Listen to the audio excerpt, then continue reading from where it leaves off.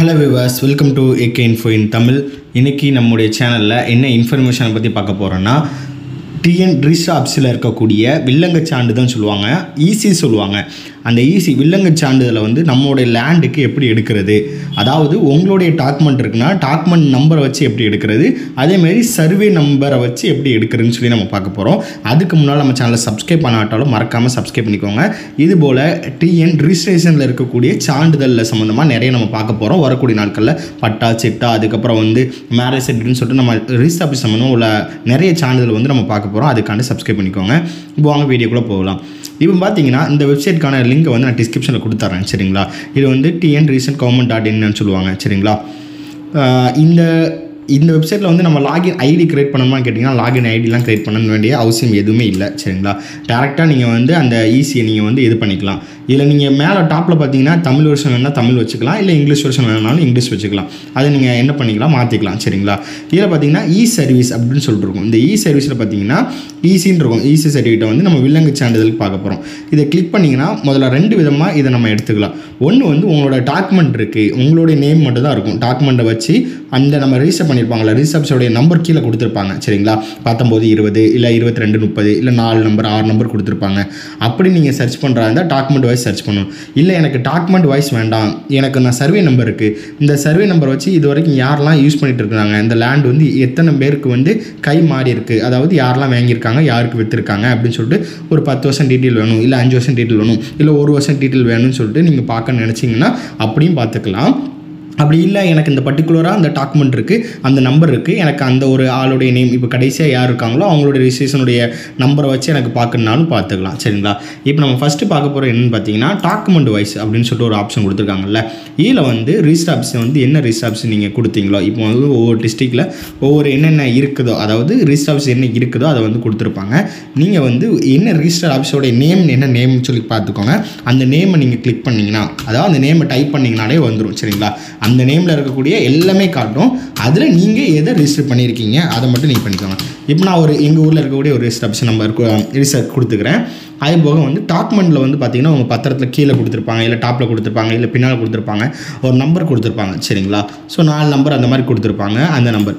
அதுமாதிரி நீங்கள் ரிஜிஸ்டர் எந்த வருஷம் பண்ணீங்க, 2024 23 இல்லை முன்னால் பண்ணீங்களா அப்படின்னு சொல்லிட்டு ஒரு டீட்டெயில் இருக்கும். ஸோ நீங்கள் எப்போ பண்ணீங்களா அப்படின்னு கொடுத்துக்கலாம். நான் 2022 கொடுத்துக்கிறேன்.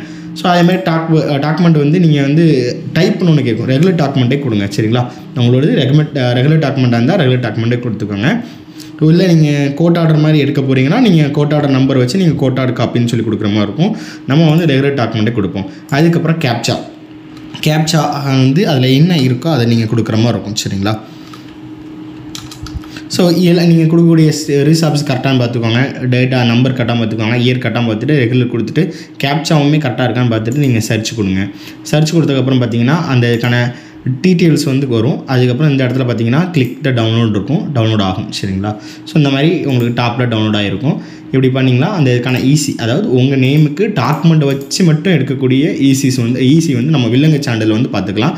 யார் வாங்கியிருக்கா, அதாவது யார் கொடுத்துருக்காங்க, யார் வாங்கியிருக்காங்க, அதோடைய ஸ்ட்ரீட் நேம் என்ன, சர்வே நம்பர் என்ன, பிளாட் நம்பர் என்ன, எவ்வளோ ஸ்கொயர் ஃபீட்டு, அதுக்கப்புறம் இதுக்கான அதாவது பர்டிகுலராக நம்மளுடைய டாக்குமெண்ட் வாய்ஸ் இருக்கக்கூடிய டீட்டெயில் எல்லாமே இருக்கும். இதை நம்ம பிரிண்ட் அவுட் எடுத்துக்கலாம், சரிங்களா. சரி, ஓகே, எனக்கு வந்து டாக்குமெண்ட் வாய்ஸ் வேண்டாம், எனக்கு வந்து ஒரு வருஷத்துலேருந்து ஒரு 5 வருஷம் டாக்குமெண்ட், 5 வருஷம் இந்த இடம் யாரெல்லாம் யூஸ் பண்ணியிருக்காங்கன்னு தெரியணும்.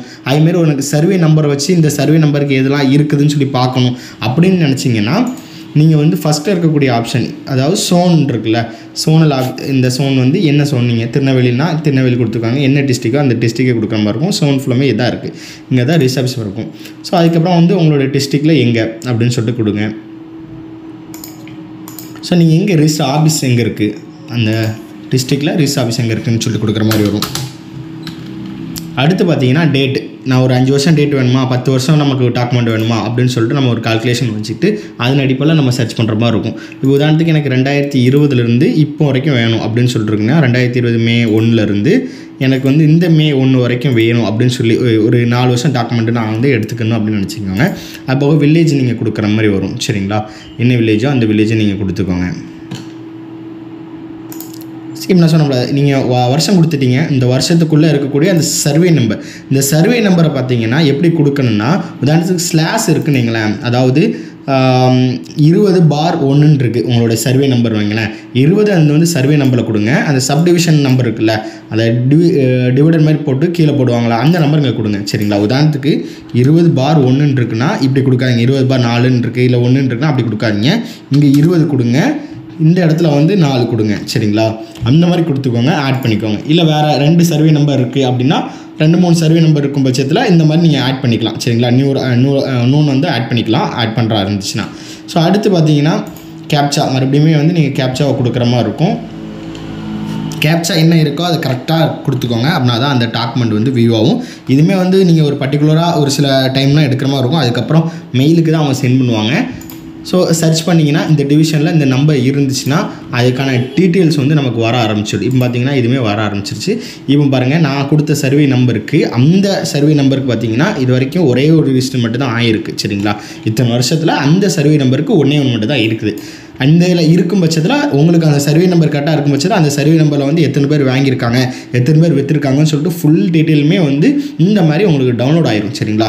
என்ன வருஷத்தில் இருந்து இருந்துச்சோ, என்ன வருஷத்துலேருந்து நம்ம கேட்டோமோ அத்தனை வருஷத்துக்கான அந்த சர்வே நம்பரை வச்சு யாரெல்லாம் வாங்கியிருக்காங்க, விற்றுருக்காங்கன்னு சொல்லிட்டு ஈஸியாக நம்ம வில்லங்க சேனல் பார்த்துக்கலாம். கரண்டாகவும் இப்போ யார் வச்சுருக்காங்க, 2024 யார் வச்சுருக்காங்க கூட நம்ம பார்த்துக்கலாம்.